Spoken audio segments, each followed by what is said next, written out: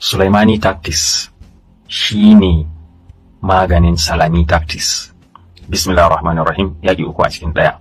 A duk duniya babu wata ƙasa da za a kai mata hari fiye da su 50, amma a samu ministan harkokin wajen wannan ƙasar babu abun da yake kira illa nuna su 'yan son zaman lafiya ne, kuma su suna gayyatar ƙasashe aminai da makwabta su zo su taimake su a bi hanyoyin diplomasiya, a sasanta, a koma masharuɗan da aka gindaya na Majalisar Ɗinkin Duniya ƙarƙashin resolution ɗin 1700. In ba ƙasar Lebanon ba, wace ƙasa za ta iya yin wannan abu? Hatta Najeriya, duk da lalacewar Najeriya da komawa bayan shugabanninta, ba su iya wannan ƙaskancin da wulakancin ba. Bayan kashe babban kwamandan Hizbullahi shekaran jiya Said Tabatabai, jiya sai ga ministan harkokin wajen ƙasar Lebanon Nawaf ya fito yana irin waɗannan maganganu, yana makyarkyata, yana ɗari, kamar yana ishara ta ɓoye ce ma Isra'ila, mu fa muna tare da ku. Dama matsalar mu Hizbullah ne, in ma za ku kashe su bai zame mu ba. Mun kawai ku zo mu haɗa kai a sasanta a wuce gurin.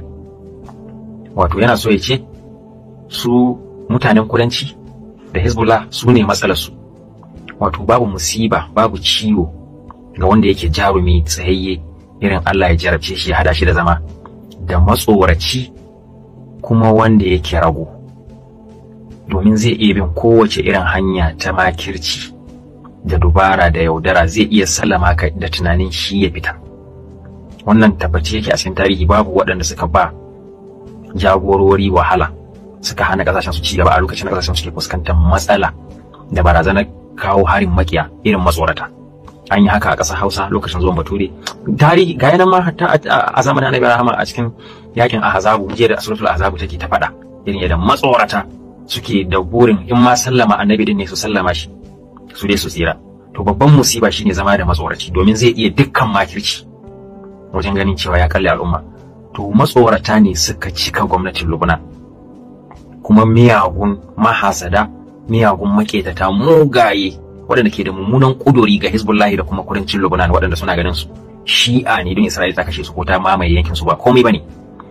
Abin da zai ba ku mamaki, a daidai lokacin da yake waɗannan maganganu, shi kuma wakilin Amurka a Middle East Tom Barak, wannan da aka kama shi a cikin file ɗin Epstein, sunan shi fito a cikin email cewa kwararre ne wurin yi ma lalata da ƙananan yara, ya fito yana cewa Isra'ila fa ta faɗa musu cewa ita fa ba ta recognizing, wato yanzu ita Isra'ila ba ta yarda da wata yarjejeniyar Sykes-Picot ba wadda ta shashata iyakokin ƙasashe. Wannan magana tana nuna kenan da Isra'ila da Amurka su yanzu iyakokin da aka shata a cikin yarjejeniyar Sykes-Picot ba mu tabarai bane a wurin su. Don haka za su iya kama duk yankin da suke so wato za su yi kokarin canja map din Middle East kamar yadda muka sha faɗa a cikin bidiyoyin da suka wuce. To yanzu sun fito sun faɗa. Amma duk da wai gwamnatin Lebanon sun ji wannan, amma su har yanzu ba Isra'ila ce matsalar su ba, Hezbollah ce matsalar su, saboda komawa baya.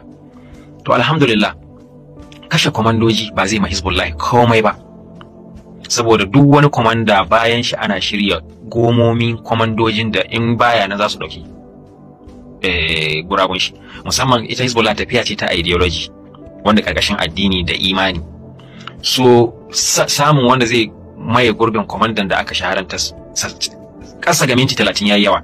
Na'am, akwai zafi, akwai ciwo, a dinga yi muku dauki ɗaya, amma abin da suke son su cimma cikin yin dauki ɗaya din na ganin an kalle hierarchy din command din Hezbollah ba fa zai faru ba, sai dai ma ya kara musu karfi ta wannan janibin kenan.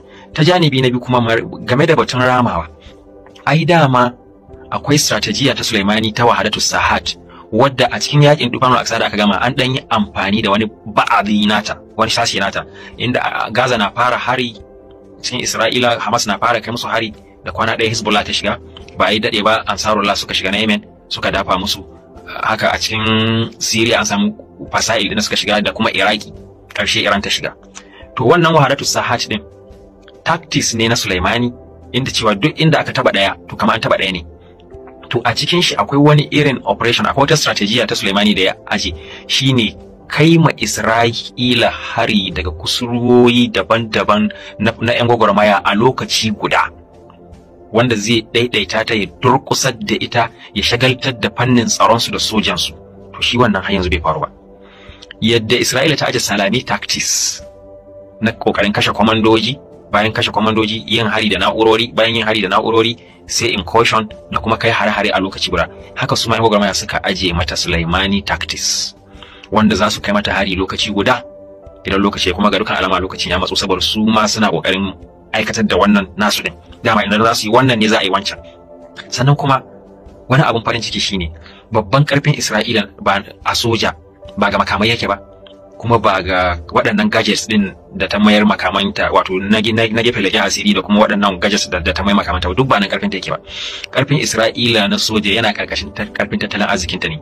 To kuma kashi fiye da 50 ko 70 na tattalin arzikin Isra'ila ya dogara ne kacokaf da man da sauran kayayyakin da ke fitowa daga Azerbaijan ta bututu da kuma kasuwar Dubai.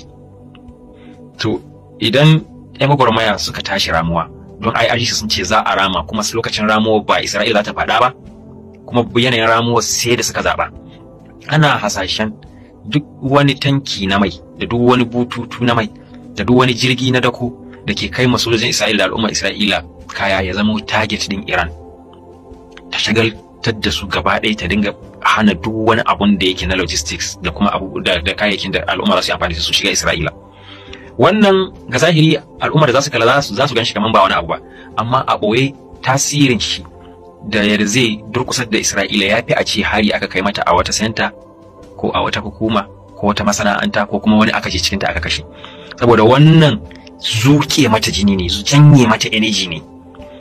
Wannan kuma shine babban abun da ya kamata a yi kafin babban yaki. Ga dukkan alamu ɗaya daga cikin possible ways da ake tunani na ramuwa akwai wannan. Kafin in suka yi gigi, dama ana cewa idan Isra'ila za ta rushe dole sai idan sun yi wani mistake a calculation babba da kuma sun ɗauki hanyar yi. Wannan abun da suke jira su yi na Salami tactics babban mistake ne za su yi a daidai gabar da ake jiran su yi, wanda da izinin Allah bayan Salami tactics za a sanya musu Sulaimani tactics a durkusa da su. Fatan mu shine Allah ya taimake yan gwagwarmaya, ya ba su nasara, ya ba su sa'a, ya nuna muna ƙarshen wannan azzaluma ƙasa, ya nuna muna ƙarshen wannan zubar da jini, ya haɗe kan al'ummar duniya, raunanan duniya, musulman su da ba musulman su ba, su tunkari wannan sharrin da ke neman durkusar da su, yake kokarin neman gamawa da su. Assalamu alaikum warahmatullahi ta'ala wabarakatuh.